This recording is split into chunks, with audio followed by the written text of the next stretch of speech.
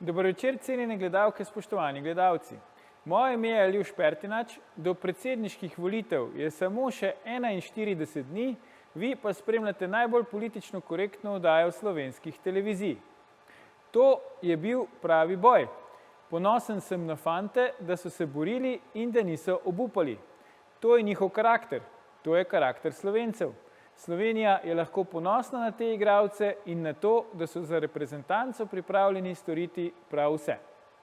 Odbojkarski selektor Krecu ima prav.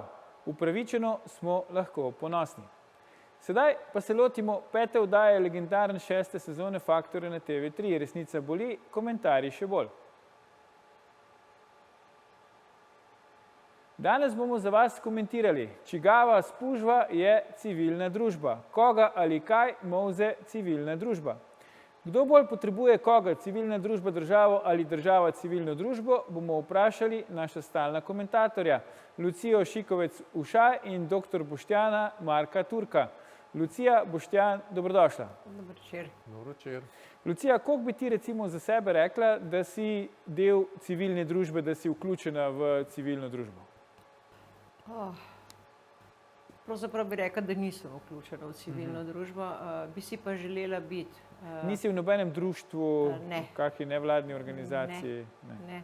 Bi si Če pa želela ja. biti, ampak se ne vidim v nobenih obstoječih, mogoče ne poznam vseh, ker je to nemogoče, ampak trenutno se ne vidim v nobeni obstoječi. Ok. Boštjan? Ja, če sem jaz vključen v civilno družbo, zdaj, kaj pa vem, jaz pomagam pač vsem pobudam, civilnim iniciativam, ki si to zaslužijo. Recimo, moram reči, da sem velikrat pomagal Viliju Kovačiču. To se mi zdi neke vrste avtohtona in nujno potrebna civilna družba, čeprav kdaj včasih tudi pretirava, ampak ima pa ta smisel za civilno družbeno delovanje. Sicer pa z žalostjo ugotavljam, da civilna družba je pač v bistvu najbolj zlorabljeni pojem pri nas, zato ker so se jo polastili tako imenovani civilno družbeniki, ki to niso, ker delujejo za interese oblasti in so tudi pač kot nevladne organizacije, tako imenovane od države, za to plačani. Torej, zlati hip civilne družbe v Sloveniji je bil v času osamosvajanja, predvsem civilna družba, ki je zdaj izginila iz prizorišča, vsaj javnega, mislim vsaj tistega, ki bi imela vpliv na dogajanje države, se je oblikovala znotraj cerkve.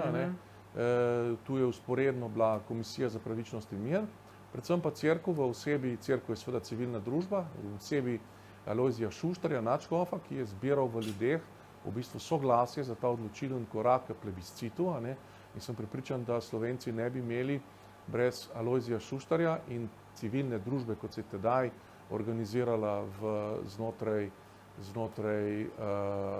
cerkve, ne bi imeli pač te države. Potem je tukaj tudi bistveno vlogo odigrali Zavod svetega Stanislava, pač kot neke vrste matica za vzgojo, bi rekel, mladine, ki ne prekvasi slovensko družbo, in to je bila velika vloga tudi profesorja, dvojnega doktorja Boruta Jurija Koširja. Skratka, ta civilna družba zdaj v tej intenziteti, kot je bila takrat, jaz je ne vidim več. Zdaj, si hotel kaj dodati? Ja, samo to. Takrat je bil odbor za varstvo za človekove pravice, ki ga je vodil Bavčar, pa bi rekla, da je bil resnično vse slovenski in vse obsegajoč. Tako da to so bili povsem drugi časi, ki bi takšno civilno družbo bi danes rabili, pa je nimamo. Ja. Boštjan, ki si omenil pač cerkev, se mi zdi zanimiv en citat Marte Kos, ki ga je dala, ko je še kandidirala za predsednico republike, namreč Marta Kos je rekla, cerkev je sestavni del civilne družbe. Potem je pač Mladina je objavila ta njen pač v bistvu zapis, kjer je šla tudi kasneje razlagati, da so pač pri njih doma otroci bili krščeni in tako naprej.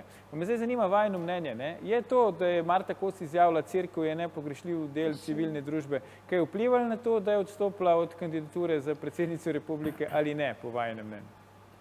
Torej, če lahko jaz povem, jaz mislim, da je bilo evidentno takrat, ko je Golob v bistvu kot edini politik, kot edini predsednik vlade vendarle spregovoril o o bivšem predsedniku države, da strelja kozle, da je bil takrat njen obraz, kdo je to gledal, a ne, jasen, da bo slej ko prej se odlepila od tega. In mislim, da je njen korak v to smer bil, da se je ponovno priključila v bistvu tej stari, bom rekla, levici, a ne, in je zapustila v bistvu več ali manj tudi tak podpredsednik stranke, ki odide v tujino, a ne živi tam, najbrž ne more biti podpredsednik stranke.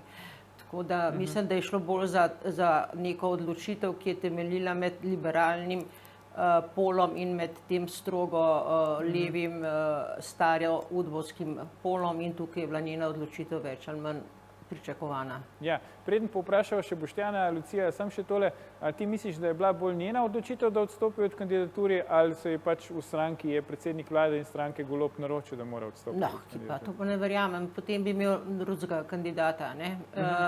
Če bi se tako odločil. Jaz ne verjamem, da je Golobu v interesu podprt Natašo Pirc Musar, zato ker bo s tem izgubil dejansko kredibilnost vseh tistih, ki so ga volili. Ker Nataša Pirc Musar, roko na srce, je lahko zaradi mene vse drugo odlična, ne, kar se tiče služenja denarja, vsaka čast, ampak ni pa lik predsednice, ne, zame nekako posem neprimerna. No. Ja. Boštjan, kakšno je tvoje mnenje? Je pač bil problem pri kandidaturi Marte Kos tudi to, da je rekla, da je cirkus sestavni del civilne družbe, ali ne? Vsi vemo, da je. Ja, najverjetneje, čeprav tam so bili, bi rekel, globi vzroki. Jaz mislim, da glavni vzrok, torej pač ta stavek je seveda resničen. To je tako, da bi jaz zdaj rekel, dan se je že nagnil, zdaj le, ko to snemamo. To je pač resničen stavek, ki ga brez veze. Ampak zdaj globi vzroki so bili pa ti, da je Golob odrekel, bi rekel, poslušnost Milanu Kučanu. Kot vemo, se je Milan Kučan strašno na počitnicah čez njega pridušal in govoril vse mogoče, kakšen je, ker Milan Kučan je pač šef te naše, bi rekel, podalpske dežele v vseh teh konfiguracijah, najmočnejši človek v državi. In dobro je biti v njegovi senci, kot se reče, in slabo je biti, če te ne mara. Jaz sem med tistimi, ki me izrazito ne mara, ampak imam pa to prednost, da sem svoboden človek, medtem ko večina tistih, ki jih on mara, to ni. Ampak seveda Golob, pa ne vem, kakšen je Golobov sploh, kaj on sploh, ali on sploh ve, kaj hoče, to je zdaj temeljni problem pri njem. Ker obnaša se tako, da ga prvič to sploh ne briga, da je predsednik vlade, in drugo, da govori dan in noč in uvaja protislovja, in tako da sploh jaz ne razumem, kakšen je bil sploh ta namen in zakaj se ga je Marta Kos odrekla, ampak najbrž je slišala to, da je Kučan z njim zelo nezadovoljen, je najbrž Kučan sugeriral, pač naj se umakne. Je pa tudi dejstvo to, da pač so vsi javnomnenjski kazalci bili taki, kot pri Nini Krajnikovi tam nekje, da pač iz te moke ne bo kruha, in zdaj jeti zveličavno pogoreti na predsedniške volitve, ne vem, koga recimo to res veseli, Mislim, moraš nek občutek mazohizma, da to počneš, greš pogoreti na predsedniške volitve. Pač jaz takih ljudi ne razumem, ampak Marta Kos očitno ni med njimi. Ja, je pa res, da je bilo še zgodaj v tekmi, ampak tole me zanima, ko praviš, Boštjan, da ne veš, če predsednik vlade ve, kaj hoče. Lucija, saj kar zadeva civilno družbo, se zdi, da predsednik vlade dobro ve, kaj hoče. Praktično ne zamudi trenutka, da ne bi pač, ko bi rekel, na nek način javno počastil in verjetno tudi kaj za kulisami tistih, ki so v dobršni meri pripomogli k temu, da je prišel na oblast. Smo pokazali tudi v uvodu vdaje, sprejel recimo Tejo Jarc, Jašo Jenulla, sestal se je z vsemi nevladnimi organizacijami, potem se je sestal še posebej z Niko Kovač, za katero najprej rekel, da je ni povabil, ker je nevsebinska, potem se je posebej z njo sestal. Skratka, zgleda, da veliko da predsednik vlade Golob na to civilno družbo, Saj ta del civilne družbe. Kako bom jaz rekla? Upam, da je to zgolj tisto, da malo nekoga potreplaš, da ti bo dal mir. Predstava za javnost, praviš. Ja, namreč zdaj jaz sem se s temi nevladnimi organizacijami ukvarjala takrat, ko sem še za Novo 24 pisala. In sicer, ko sem poskušala ukiniti, torej dati sugestijo tožilstvu, da se ukine Zveza borcev oziroma Združenje, karkoli, Zveza borcev Slovenije, zaradi evidentno kriminalnega Zveza dejanja. Združenj narodnostnih borcev. Torej, Šiškov primer je bil nič v primerjavi s tistim, kar so naredili Zveza borcev, dobesedno izdaja države, pa sem očitno resnično ta zadnji idiot ali pa eden izmed zadnjih idiotov, ki verjame, da sodstvo, tožilstvo nekako delujejo v zaščiti države in tako naprej in državljanov, naivno šla v to zgodbo.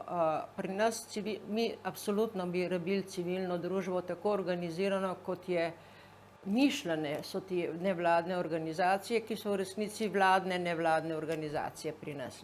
Imamo in na levi in na desni, da ne bomo se tukaj slepili, recimo, ampak samo dejstvo, da jaz moram priznati, da sem to damo Niko Kovač prvič zaznala ob referendumu o vodah in se mi je zdelo krasno. Mislim, voda, jaz prisegam na to, da vode je treba ohranjati za Slovenijo in za Slovence in se mi je zdelo, da grejo zadeve v pravo smer. To, kar se pa je potem, torej moj motiv, zakaj sem se udeležila referenduma in tudi glasovala pač proti zakonu, je bil čisto zaradi vode, kot take. Očitno pa so imeli drugi bolj v interesu šampanjec oziroma še dražje pijače. Zato me zelo moti to, kar se dogaja zdaj z zavodom, ali kaj je to inštitucija, ne vem, Ja, Inštitut 8. marec, ja. ki se gre politiko. To se ne sme iti nevladna organizacija. Nevladna organizacija je lahko za, ne vem, za okoljske zadeve, za človekove pravice, torej to so funkcije Greenpeace, recimo, funkcije nevladnih organizacij. Iti se politiko pa gotovo ni funkcija nevladne organizacije. Predlagam, da si tu vzamemo krajši premor, ampak ne nam uiti, gledalke, gledalci, se vrnemo po oglasih, ko nadaljujemo s komentiranjem, čigava služba je civilna družba. Ostanite.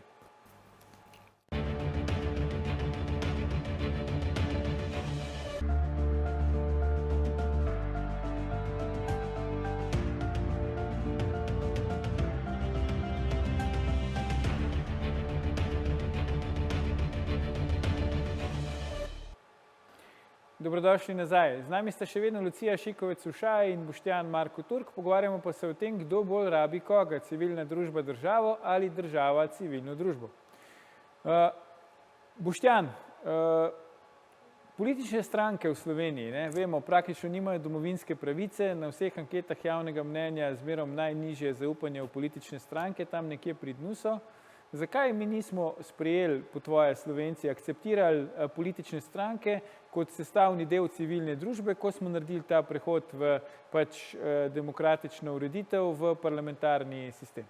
Razlog je zelo jasen, zato ker vedno je bila pač demonizacija nečesa, v 90-ih je bila tudi demonizacija cerkve, in to je pustilo svoje rezultate, se pravi vsa občila, vsi pač demonizirajo nekaj, in potem je bila to demonizacija politike, ves čas se je dogajalo, so politiki taki in drugačni, vse politiki so res, če pogledam recimo nekatere, mislim, se res vprašaš po zdravju, Vse v Evropi je pa še hujša, v Evropo prihajajo pa politiki, tisti, ki nas zdaj vodijo, so oni, ki so jim doma rekli zdravo, z Bogom, elita tretje lige, in pač to je pač bistven problem, in to se pač dogaja zato, ker so bili pač, ker nismo imeli nobene normalne tranzicije, in so centri moči za kulisje obdržali pač svojo moč, in so morali pač umazati politiko in umazati civilno družbo, ki se je rekrutirala iz politike, če so hoteli pač obdržati svoj vpliv, in to je uspelo. Recimo, tle moramo omeniti civilna družba, ki se je rekrutirala iz politike, je zagotovo Aleš Primc s svojo pobudo, ki je pač izredno dragocen. Recimo, on se zavzema za stvari, za katere nima pač nobenega neposrednega interesa, da bo od tega kaj imel. On deluje v obče dobro in to je namen politike in civilne družbe. Medtem ko Nika Kovač, mislim, in tele 8. marec, delujejo, jaz ne vem, mislim, delujejo pač za svojo korist, enkrat se slika z golobom, drugič je pa potem 15 njenih fotografij z različnih koncev sveta, kjer se reži v kamero, mislim, kdo se to plačuje, ne se pač preveri njene dohodke, kdo to plačuje, mislim, pa tudi drugo sem hotel še zaključiti, s tem zaključim, iz prvega dela, ne, mislim s tem, da je Golob jo vzel k sebi, pa jo pokazal, bi rekel, tako kot nekega medvedka, ne, kako si pridena, ne, Medo, ki plešeš, ne, mislim, s tem je naredil medvedjo uslugo, oziroma to je poljub smrti. To so vsi lahko razumeli v državi, da to ni civilna družba, to je instrument oblasti, ne. Mislim, jaz tega, če bi bil jaz, se pravi, Nika Kovač, tega si absolutno ne bi pustil, ampak tako Golobu kot Niki Kovač je popolnoma vseeno, a ne, če so uspeli spraviti toliko in toliko ljudi na referendum, pa potem 60.000 glasov dobiti na volitvah, si pač mislijo, da mi lahko preko medijev spravimo skozi vse in to tudi večinoma drži in bo držalo, dokler ne bo Slovenc pač treščil na glavo in se streznil, ampak tole, kar se zdaj v Evropi pa v svetu obeta, pač napoveduje, da se ta trenutek, ko bo Slovenc treščil z glavo ob beton in se streznil, da se ta trenutek bliža, lahko nastop že po zimi. Ja, to se mi zdi zanimiva hipoteza, ki se jo dal Boštjan, čeprav ti moram priznati, da jaz osebno ne vem, če bi se lahko čisto fiksno odločil, kdo je zdaj tu v tem duetu, Nika Kovač, Robert Golob, tisti medved, ko si rekel, kdo pa je tisti mali Rom, ki pač igra na tamburin. Potem pa še toliko slabše, a ne? Ja. Lucija, ti si bila dolgoletna članica pač politične stranke, bila si zraven tudi na začetku, ko se je v bistvu oblikovala naša država, na zdravje, Boštjan, ki si govorila prej o tem, ne, v tistem odboru za varstvo človekovih pravic, ki ga vodi Bavčar in ob aferi JBTZ in tako naprej. Zdaj nekako se zdi, da čedalje manj privlačnosti je, ne, biti član politične stranke, zdi se, da tudi politične stranke same vidijo čedalje manj privlačnosti v tem, da bi bile politične stranke, ne. Vidimo, imamo te instant politične stranke, ki si pravijo pač vse druga, samo politična stranka, ne. Zdaj imamo celo predsednika vlade, ki je rekel urbi et orbi, ne iti v politiko, to je slaba odločitev, ne. Kako ti vse to komentiraš? Torej, moramo se zavedati, da politika ni bila niti že v zgodovini necenjena, kar se tiče slovenskega naroda. Ne? Zdaj, kdor je malo Cankarja pozna, ve, da je o tem že on tudi pisal. Skratka, politika med Slovenci nikoli ni bila cenjena, ker se imamo za narod, ki je priden, a ne? Zdaj tudi ne glede na to poljedelski, a ne, dost... Grohar je vsejalec, hočeš reči. Tako, mislim, pride narod, ki želi delati in se mu zdi politika popolna zguba časa. Bi rekla, da je takšno stališče dost napačno, ker če nimamo dobre politike, smo plen drugih, dost hitro in to ali domačih, ki čakajo na to, ali pa tujih raznih multinacionalk. Mene je zgrozilo, ko sem zvedela, da je v Ukrajini, pravzaprav Ukrajina izgubila vso kmetijsko zemljišče, ker so kupili Poljaki, Monsanto in tako naprej, multinacionalke. Potem sem ugotovila, da se je pri nas iz zakona ven črtalo določilo, da moraš biti kmet za kmetijsko zemljišče. Tega to več ni potrebno in zdaj Ljubljančani silno kupujejo po 1 evro kvadratni meter kmetijskega zemljišča, ampak so vse Slovenci. Torej, jaz bi vsekako rekla, da politika bi morala biti poštena in s tem, ko so politiki posamezni izkazali se kot nepošteni in zaupanja nevredni, je izgubila ta čar politika, ki ga je pa nedvomno leta 1991 ob osamosvojitvi imela. Vsi smo želeli biti poleg, ne? Vsi smo želeli delovati politično, vsi smo se zavedali, da smo homo politicus. Prvič, torej v našem življenju, moje generacije, se je zgodilo, da imamo volitve, kjer pač ne obkrožiš tistega cele liste, in nimaš nobene možnosti izbire. Torej, začetek je bil zelo obetaven. Potem se je začelo medijsko, tudi tega se je zelo dobro spominjam, medijsko spodkopavanje ugleda poslancev, ki so bili seveda naturščiki. To niso bili tisti v samoupravnem socializmu vzgojeni z izrazoslovjem, ki... Niso bili šoleni politični kadri, tako je. In to je potem se začelo kar preko medijev, takrat jih je bilo še manj, se je v bistvu začelo oblikovati, kakšni bebci so ti, ki niso levi, ki niso prišli že iz partije zgrajeni, čeprav so Gros in njegovi, ne nazadnje tudi Ivo Hvalica, naredili ogromno delo takrat, Lojze Peterle, kot v bistvu tudi padel z neba. Skratka, bili so politiki resnično brez retorike tiste socialističnega samoupravnega sistema, pa vendarle z veliko duše in z velikim srcem.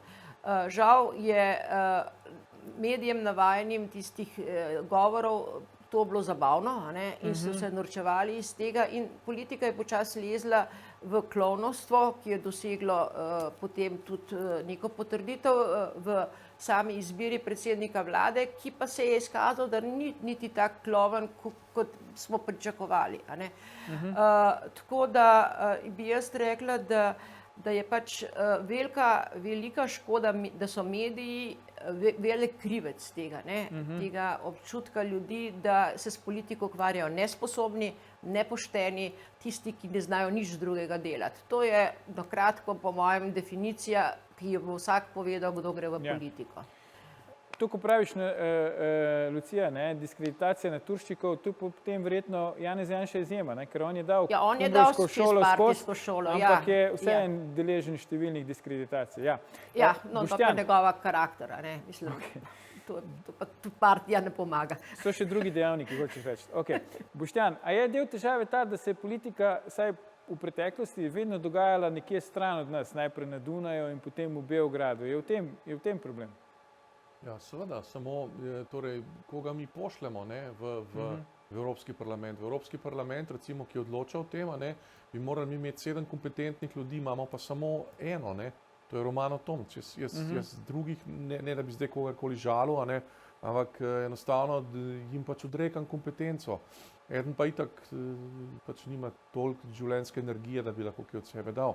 A drugo, kar sem hotel reči, ključen trenutek naše sodobne zgodovine, je bil zasedanje Demosa v Poljčah. Tam je padel predlog za plebiscit in kako ga izvesti.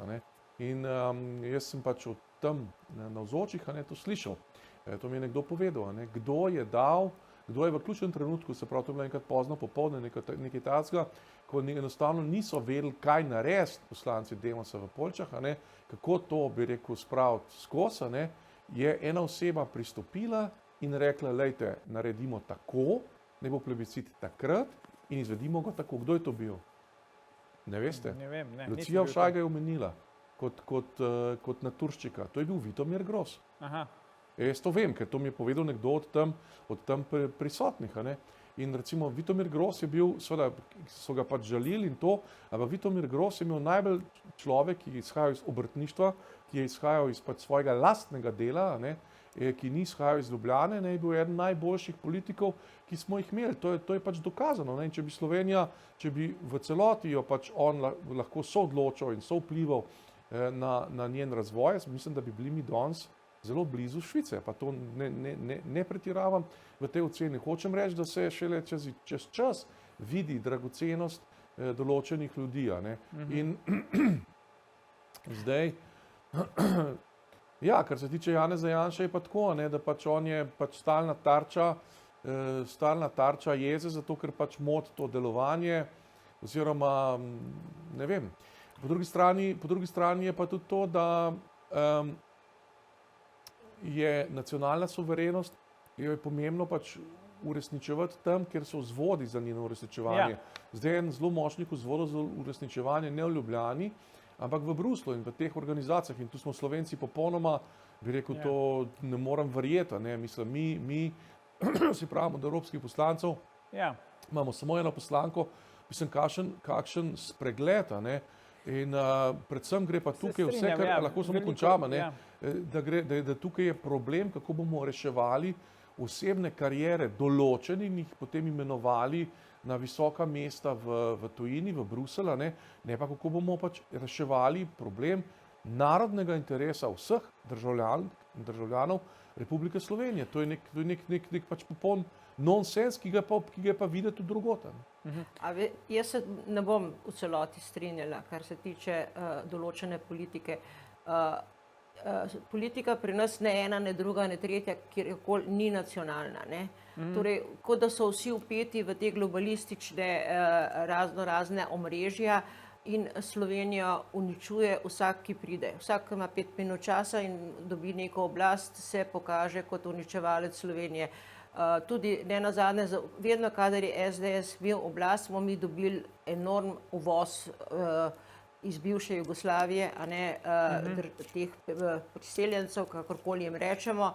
In ko narod zgubi, ne vem, kako pravijo, 10-20%, ko imaš tujcev, takrat si zgubil svoj narod. In jaz se bojim, da smo mi že zelo blizu tega, da bo Slovenija resnično, da bodo Slovenci resnično izginili v enem, dveh, treh generacijah. Tako da bi rekla, da se tukaj nobeden od politikov, ki dosti ni potrudil za ohranjanje, niti ljudje več ne kot entiteta. Dobro, ampak zdaj nam je debata, nam je malo... Ne, lahko ti zagovarjaš Boštjan Janša, lahko tudi naredimo oddajo, pa boš zagovarjal Janša, ampak zdaj nam je, debata nam je ušla, dajmo mi gremo nazaj na civilno družbo, daj povej še ta stavek, pa gremo nazaj na civilno družbo. Da Janša je veliko v tem smislu naredil, ker ima 4 otroke, konec. Zato, da Slovenci ostanejo, to pa drži, ja, to pa drži. Če bo imel vsak 4, pol naprej, se strinjam. Konec. Evo, to je dobro izhodišče, tudi še za kakšno debato. Da bi vsaka žena od njega imela 2 otroka, tudi s kakšnim drugim lahko. Mislim, torej ni, da bi bil on edini možen. Da smo res že zašli, sej on, čeprav vem, pač ima 2 otroka iz ene družine, pa 2 iz druge, ne. Tako da ima z več ženskami otroke. Ampak ni to zdaj point današnje oddaje, predlagam, da gremo nazaj na civilno družbo. Skratka, ali je zaradi tega, kar ste zdaj povedala, oziroma o čemer se pogovarjamo, pač civilna družba, ta organizirana, na nek način v narekovajih zasedla ta prostor, ne?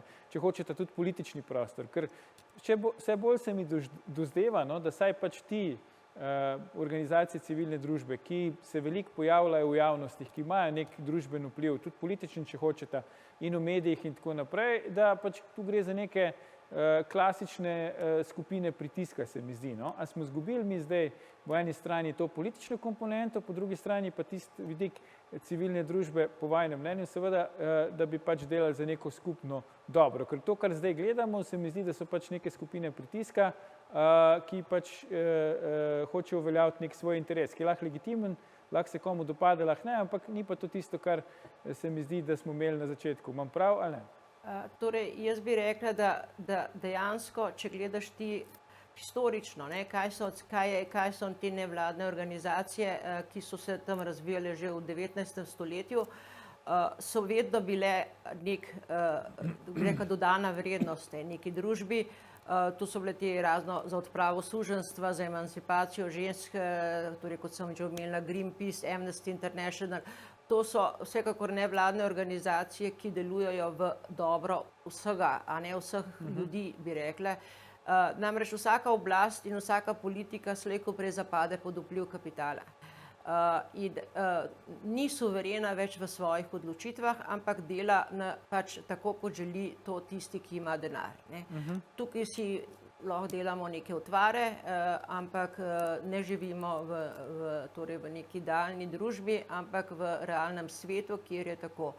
In tukaj bi mogla civilna družba biti neodvisna od tega, ampak težko ti imaš v bistvu nevladne organizacije.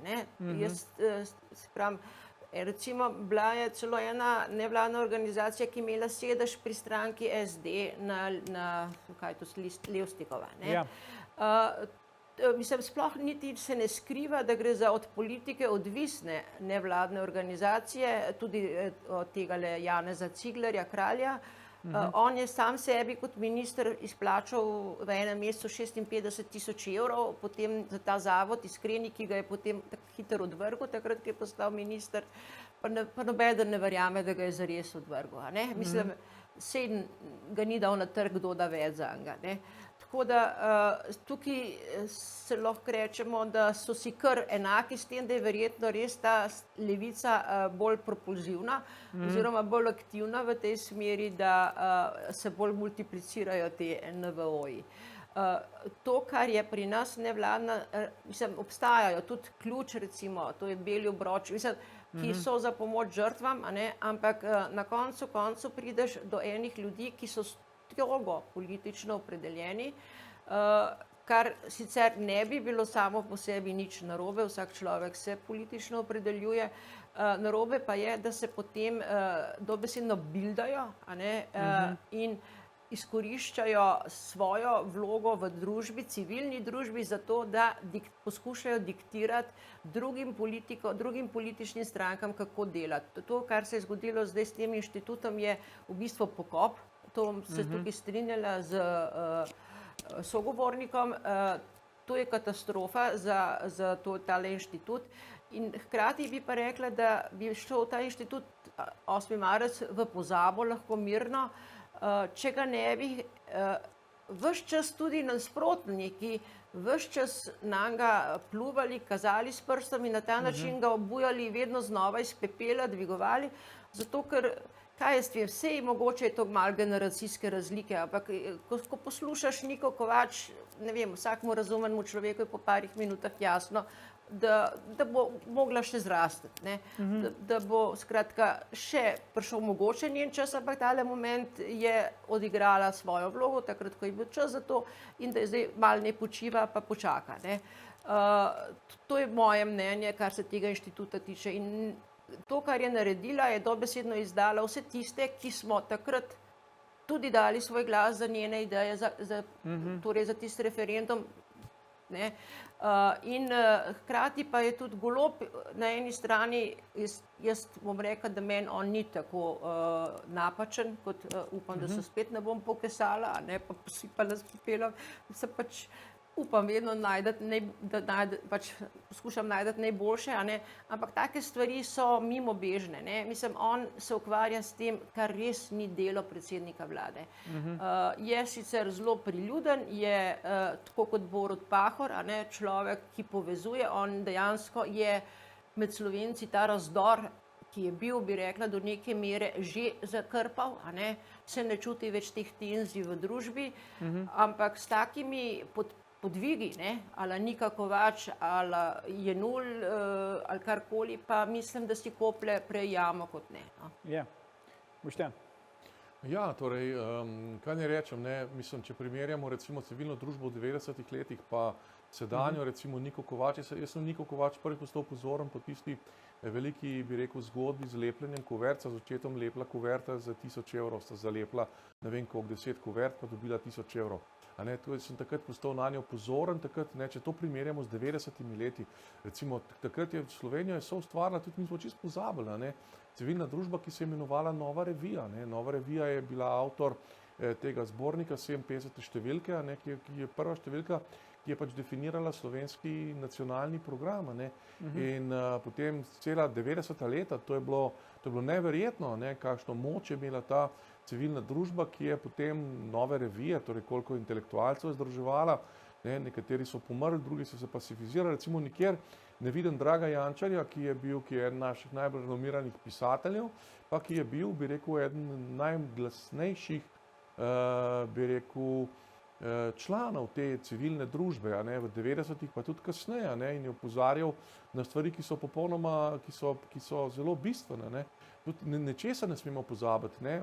Slovenci smo v tem 30 letih materialno izredno napredovali, neverjetno, Slovenija se je neverjetno spremenila, kar se na zunaj tiče, ampak aj bil temu materialnemu uspehu, recimo dobili smo avtoceste, danes si v eni uri iz Ljubljane v Mariboru, to je bilo leta 90 pač nepojmljivo, danes si v dobri uri iz Ljubljane v Ptuju, to je bilo leta 90 nepojmljivo, si v eni uri v Kopru, leta 90 nepojmljivo, ampak a je bil temu tudi ustrezen nek duhovni napredek, a smo Slovenci enako srečni, a smo enako bogati, ne?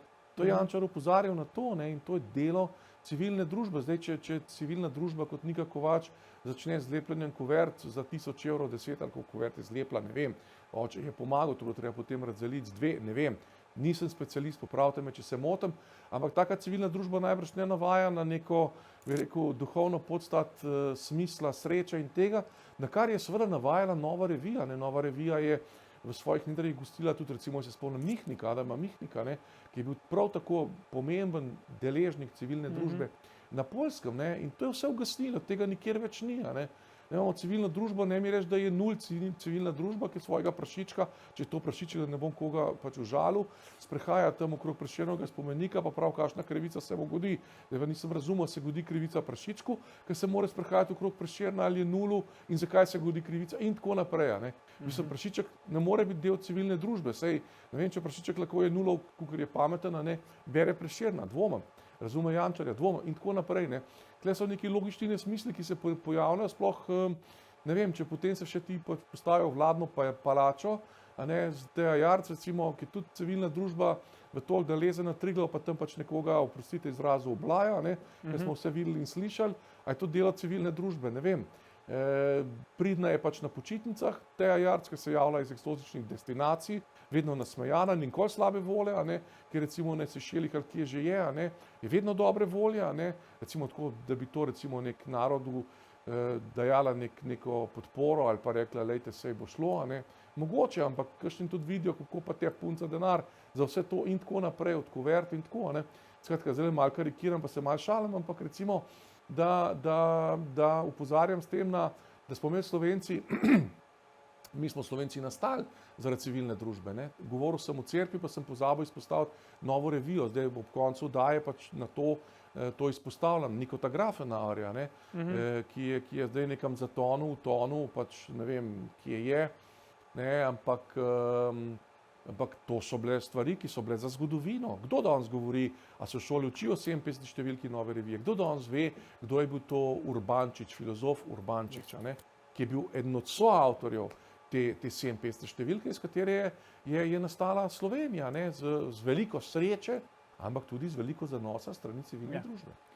Lucija, evo, zaključna beseda je tvoja. Kdo zdaj po tvoje tukaj pač more potegniti kakšno potezo? Si mora politika nazaj pridobiti moč, da ne bo več talka civilne družbe, ali mora civilna družba spoznati, da se ne sme ukvarjati s politiko, ampak z drugimi stvarmi? Torej, danes me nekdo opozoril, da celo mimogrede se inštitut ta 8. marec opredelil do volitev na Švedskem ali nekaj podobnega. Ja.